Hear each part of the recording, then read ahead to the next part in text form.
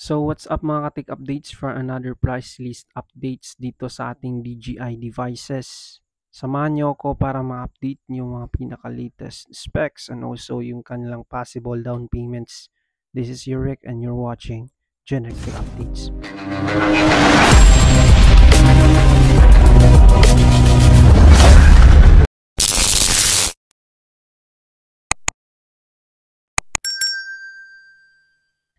So magsisimula muna tayo dito sa ating entry level ng ating drone.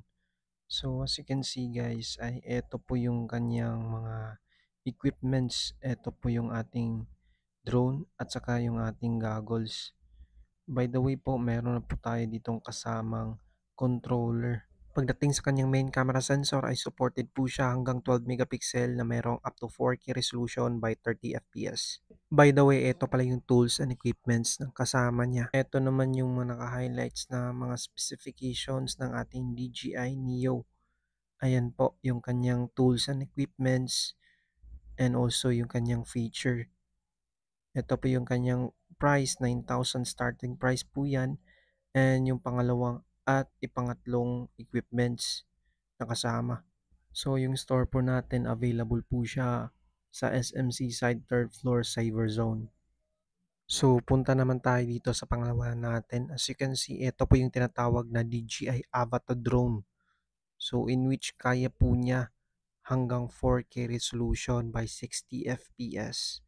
Yung main advantage lang nito ay mas pina-upgrade at mas pinaganda talaga yung kanyang control, especially sa mga mataas na area. Ayan, ito po yung mga naka-highlight na specifications niya, ng tools and equipments.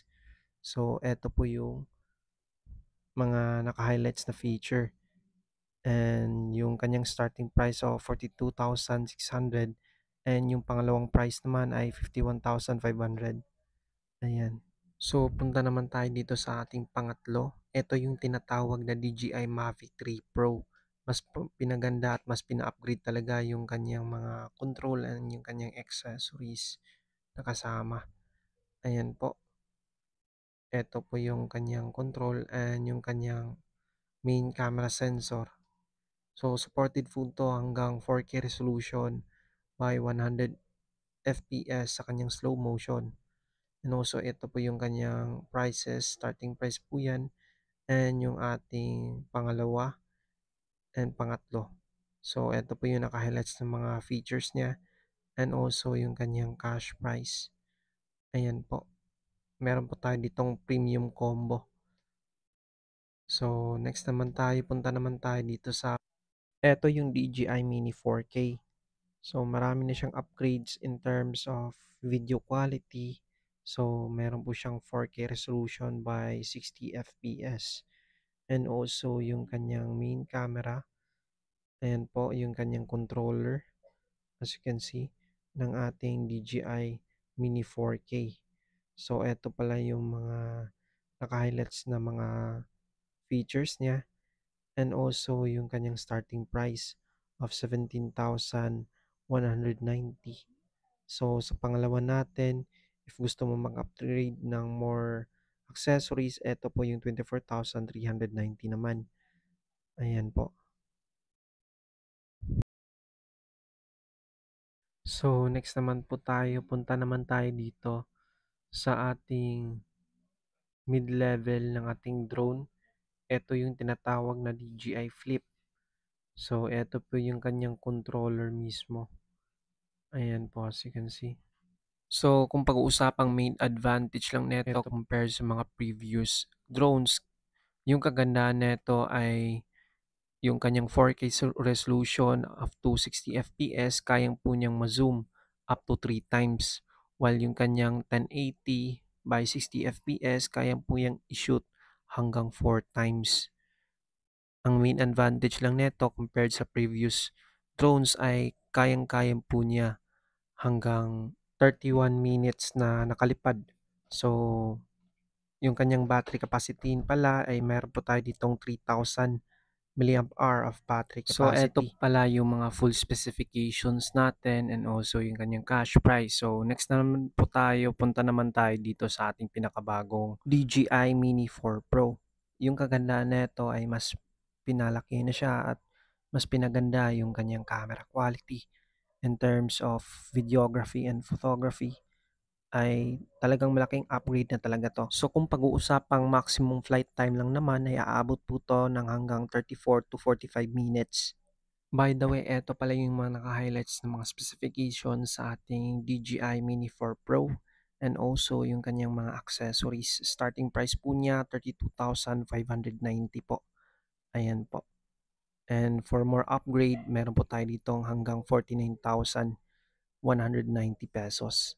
As you can see, yan po yung ating drone and also yung kanyang controller. Ayan. So, next na naman po tayo, punta naman tayo dito sa ating DJI Air 3S. Ideal for aerial photography and serious creators. So kung pag-uusapang camera quality lang naman ay meron po tayo ditong 50 megapixel CMOS wide angle sensor with 24 millimeter and also yung kanyang dynamic range na hanggang 14 stops for low light performance. And eto naman yung mga naka-highlights ng mga specifications, starting price of 57,990 and also if you want more upgrades, so aabot po to ng hanggang 82,000 pesos. Ayan po yung kanyang cash price and also if you want more upgrades, ayan, eto po yung mga accessories na kasama. So, next naman po tayo. So, punta naman tayo dito sa ating DJI Mavic 4 Pro. So, DJI's most advanced consumer drone, ideal for professionals and passionate creators. It's because meron po tayo ditong triple camera system na magagamit mo for professional usage. So, by the way, eto pala yung mga features na kasama ng ating DJI Mavic 4 Pro. And eto po yung kanyang starting price of 14,790 and up to 181,290 for more upgrades. So, kung sa mga naghahanap dyan ng DJI for content creation and also yung ating noise cancellation or yung ating wireless microphone, ayan, ilalagay ko lang sa baba yung link. Ito po yung ating wireless microphone. Ayan, ito po yung ating entry level as you can see. Mayroon na po siyang kasamang driver and also yung kanyang mga naka-highlights ng mga features. And also yung eto yung starting price niya and eto po yung features. Ayan, starting price po to at 2,499 lang. Yung main advantage lang kasi nito ay meron siyang AI-powered cancellation mode magamit mo for content creation. So, next naman po tayo, punta naman tayo dito sa DJI Mic 2. So, ito yung pinakabagong upgraded ng DJI na magagamit mo for professional content creation and also kapag nagsiseryoso ka talaga sa paggawa ng content creation dahil meron siyang feature na kayang mag-record ng inyong voiceover. Ito pa lang yung mga highlights ng mga features niya and also yung kanyang accessories. If gusto mo mag-upgrade, so Ayan. ito pala yung starting price of 3,890 up to 14,490 pesos. If gusto mo mag-upgrade, ito po yung DJI Mic 2 natin. Ayan po, yung kanyang feature. So, next naman po tayo, punta naman tayo dito sa ating DJI Pocket 2. Ito po yung kanyang starting price of 15,190 and 21,590 for more upgrades. Ayan. Next naman po tayo, punta naman tayo sa ating DJI Osmo Pocket 3. Ayan.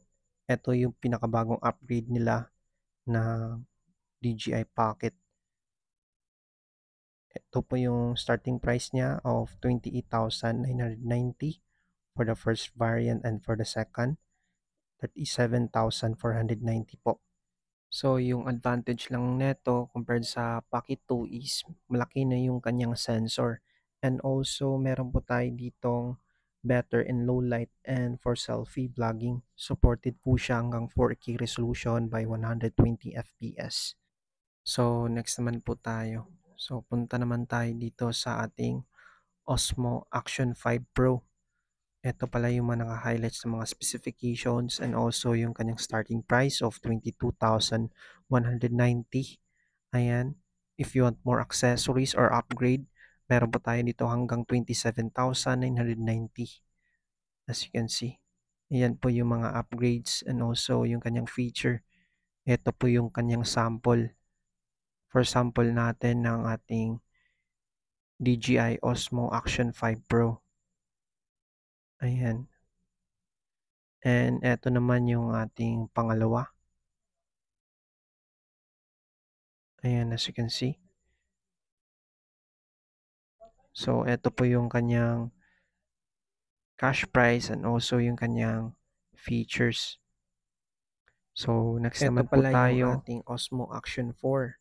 If you're looking for decent performance, ayan. Ito pala yung mga naka-highlights, mga features niya. And also, yung kanyang possible down payments. Starting price po niya, 13,690 up to 19,690. Ayan, depende po yan sa inyong upgrades. Ayan, as you can see. So, ito po yung kanyang stick.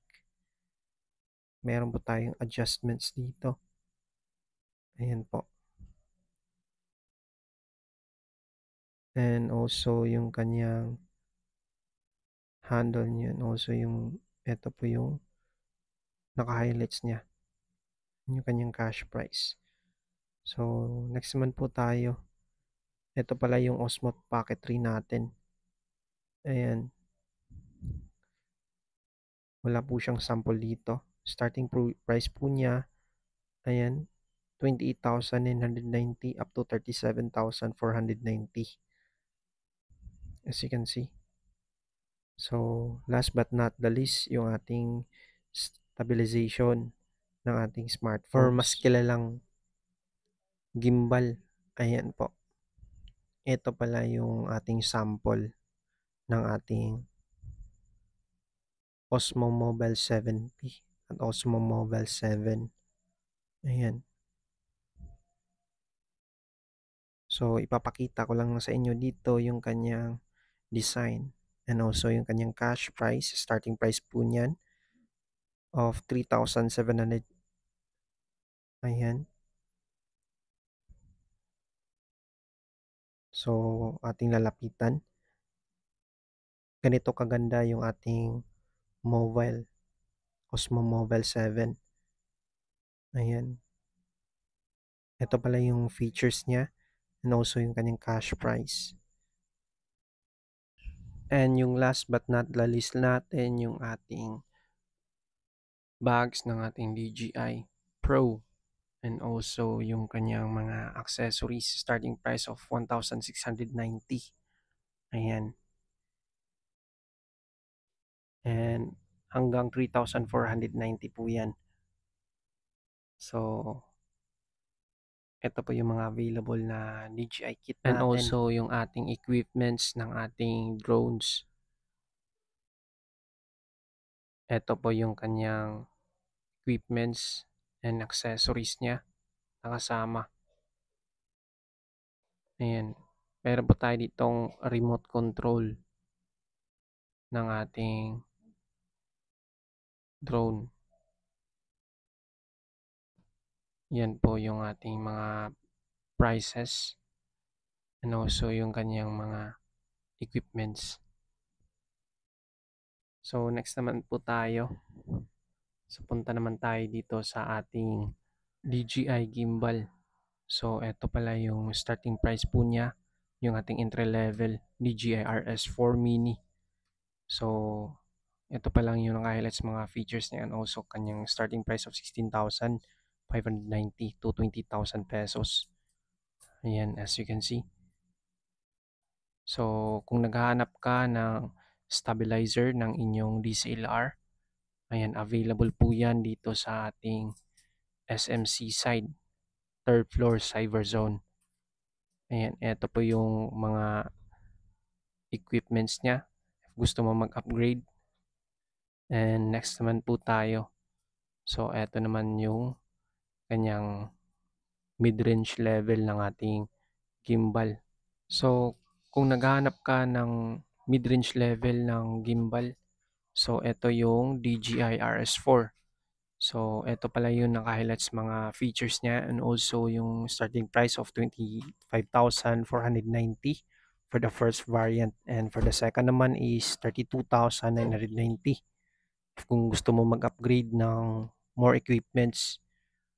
Ayan po yung naka-highlight sa mga features niya, and also yung kanyang cash price. And last but not the least, ayan, mas malaking stabilizer or gimbal natin.